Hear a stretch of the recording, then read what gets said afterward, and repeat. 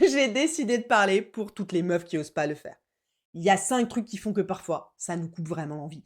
On peut être chaud, hein, dans le truc machin, et les gars, ils vont pas comprendre en disant: «Mais qu'est-ce qui s'est passé? Elle est bipolaire?» Non, en fait, vous avez fait un truc précis qui, nous a coupé totalement le désir, totalement l'envie. C'est ça le but de cette vidéo. Le premier point, alors là, c'est ouf. La dernière fois, j'étais avec des collègues, et on parlait d'un truc que beaucoup de meufs disent en cabinet et osent pas dire à leur partenaire. C'est: «Il a pas pris de douche, il sent mauvais». Pour de vrai, hein, ça semble super basique, mais c'est ultra dit. Il y a plein de meufs, surtout en couple longue durée, qui disent: «Mais si juste il prenait une douche, si juste il se sentait meilleur, franchement, j'aurais plus envie de faire l'amour avec lui». Et en fait, elles osent pas le dire. Pourquoi est-ce qu'on n'ose pas dire ça? Parce que sincèrement, c'est dur à dire. On a peur de blesser le gars, et du coup, on le dit pas. Mais ce qui est important de comprendre, c'est que le désir, au global, pas que féminin, il passe aussi par les sens. Et que le sens olfactif, il est super important. Surtout, le sens olfactif, il peut créer du dégoût. Et le dégoût dans le cerveau, ça désactive le système d'excitation. Parce qu'en fait, ça met le cerveau en mode menace. Et si on est en mode menace, on peut pas être en mode excitation, en mode désir. Et ce court-circuit se fait dans le cerveau de façon quasi automatique. C'est pas la meuf qui fait des chichis ou qui est compliquée. C'est automatique dans le cerveau. C'est de la biologie sensorielle. Donc le gars qui sent mauvais, qui sent trop fort, qui s'est pas douché, qui a pas changé son caleçon, qui a pas rincé sa banane, qui sent l'urine, eh bien, ça coupe l'envie de la meuf. Et on va pas oser le dire.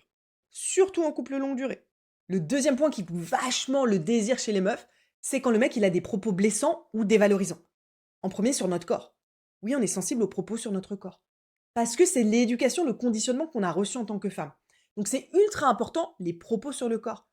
Ouais, non, mais je lui ai juste sorti une petite blague sur ses fesses, sur machin. Non, pas du tout. C'est pas le bon moment. Pendant qu'on est en train de faire l'amour ou juste avant, eh bien, on n'est que dans des paroles valorisantes sur le corps de l'autre. Faites pas une blague sur le corps d'une meuf, parce qu'en fait, ça peut nous bloquer. Pourquoi? Parce que le désir, il a besoin de sécurité émotionnelle. Donc tout ce qu'on dit, ça compte, comme préliminaire en fait. Et quand le partenaire il devient, avec cette phrase prononcée, ce propos déplacé, une source d'insécurité, eh bien ça nous bloque.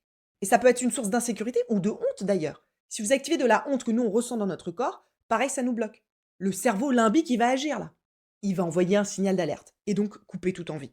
Il faut comprendre que ce n'est pas des caprices féminins, c'est des mécanismes de protection du cerveau, que les hommes et les femmes ont d'ailleurs. Donc on évite de parler de politique ou de dévaloriser tel ou tel groupe. Vous avez le droit d'avoir vos croyances, mais c'est pas le bon moment pour parler de ça. Ça peut déchauffer l'autre.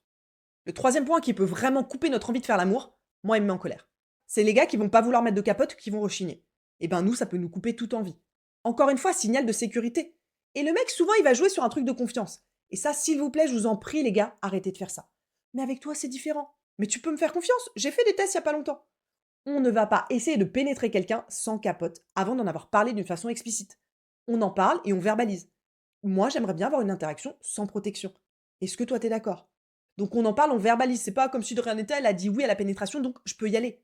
Pas du tout, c'est très grave. Nous, on le ressent comme une violence dans notre corps. Et surtout, on va se sentir en insécurité. Donc ça peut totalement bloquer notre désir. Cette personne, elle va nous mettre en danger. Rentrer dans notre corps sans protection, c'est un danger. Donc les gars, jamais, jamais on fait ça. On met toujours une capote. Et si on veut la retirer, on en parle, clairement. Et on fait attention au biais pour être sûr que la personne, elle soit vraiment d'accord. C'est pas du tout anodin, ça. C'est une violence. Le quatrième cas qui peut vraiment nous déchauffer, c'est quand le mec, il veut aller directement à la pénétration. Il n'a pas touché notre corps, il n'a pas essayé de nous donner du plaisir, et juste, on a l'impression qu'il veut rentrer, qu'il veut se vider. Donc on a l'impression d'être un trou, d'être un objet, et ça, c'est ultra bloquant. Moi, ça me bloque direct, je vous jure, hein. Et pourtant, j'adore faire l'amour. Mais quand je sens que la personne, elle n'est pas là pour faire l'amour avec moi, Aurélie, en tant que personne entière, mais que c'est juste, ok, le gars, il a envie et il veut juste se vider, oh, ultra bloquant. C'est, ouh, je me sens en insécurité, je peux pas, là. Il y a plein de femmes qui ont ça. Et que ce soit pour des plans cul ou pour du couple longue durée, d'ailleurs.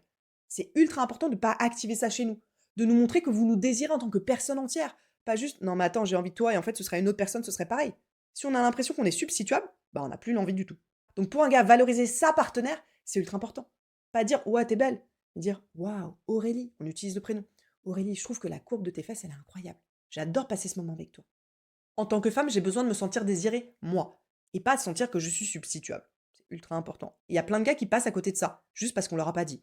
Donc moi aujourd'hui, je vous le dis. Et ça, encore une fois, ça marche même en couple. Si on est ensemble depuis 10 ans. C'est pas se dire, non, mais c'est ma meuf, elle est à moi, vas-y, j'y vais. Ça n'existe pas.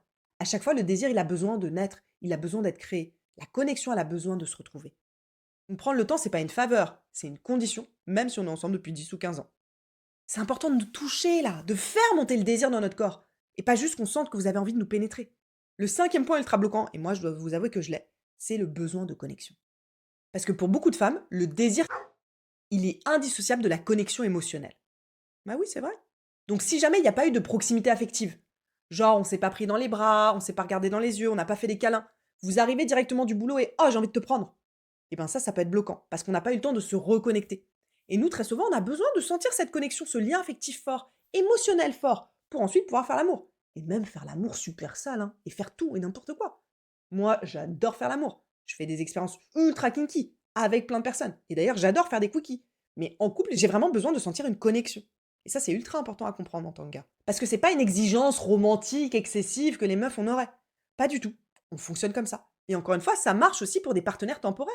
Moi, j'ai envie d'avoir cette connexion, même s'il y a personne, je vais juste faire l'amour avec elle une fois. Même dans un train, même dans une impasse, même. Voilà, je veux sentir cette connexion-là, ce lien. Et c'est encore plus exacerbé, je vous l'avoue, en couple.